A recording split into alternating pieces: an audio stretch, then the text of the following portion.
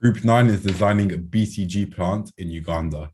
This is because tuberculosis is one of the highest in the world in Uganda, with 65,897 cases in 2019. Some important factors to consider when building this plant is that water isn't very accessible in Uganda. Only 19.5% of Ugandans use piped water. Telecommunications and internet in Uganda can be very hard to reach in rural areas. Electricity in Uganda has a main source of hydropower, with 84%. Ugandans are heavily dependent on biomass for energy and use the road as their dominant way of travel.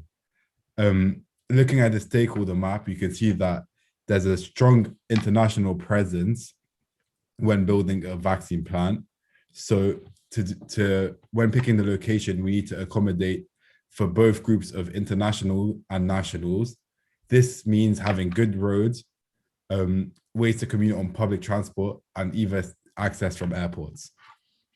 Our criteria for site selection includes having a good water supply, somewhere where we can use hydro and solar panel to use 5 megawatts of power, strong transport links, somewhere where it isn't overly populated, somewhere where it's safe and not prone to national disasters, somewhere with good soil quality, 100,000 meters squared of space, and strong telecommunications links. This is some of the places we picked. The first place we chose was Entebbe.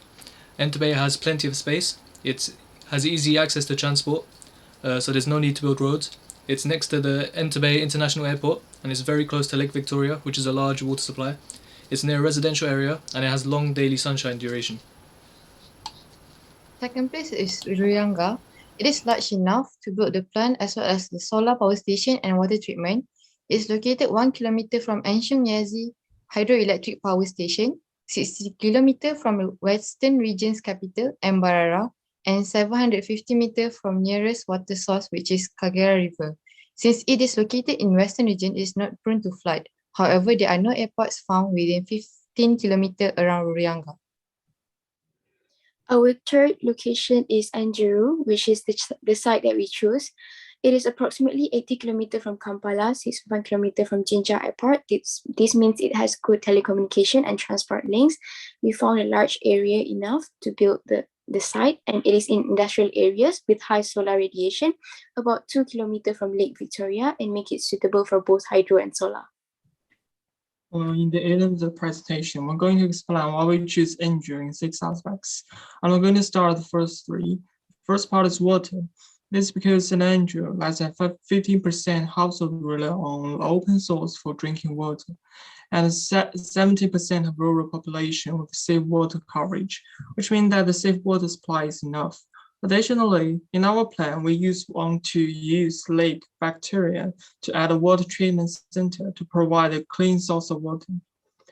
The second part is power energy supply. We use solar power and hydropower as the main power supply because Anjeru receives high solar radiation, and it's also a good place to build hydropower stations. The third aspect is population. In 2020, UBOS estimated the population of Anjeru at about 108,000 people, and 1/3 of them are in working age, which will provide sufficient employees. I'm going to talk about the rest of conclusion. For our BCG vaccine plan, safety is important. The last earthquake occurred in Nigeria is 10 years ago, and 1,274 to 1,343 millimeters mean annual rainfall, so low risk of flooding. And next, the convenient transportation is also crucial. Both the old Kampala-Jinja highway and the new Kampala-Jinja expressway pass through Nanjing and are part of the northern corridor of the Trans-Africa Highway. And in terms of building the facility, we need to have good soil quality to build stable foundation. If not, we need to build the foundation deeper into the soil to ensure stability. And here are our references. And this is the end of our presentation. Thank you.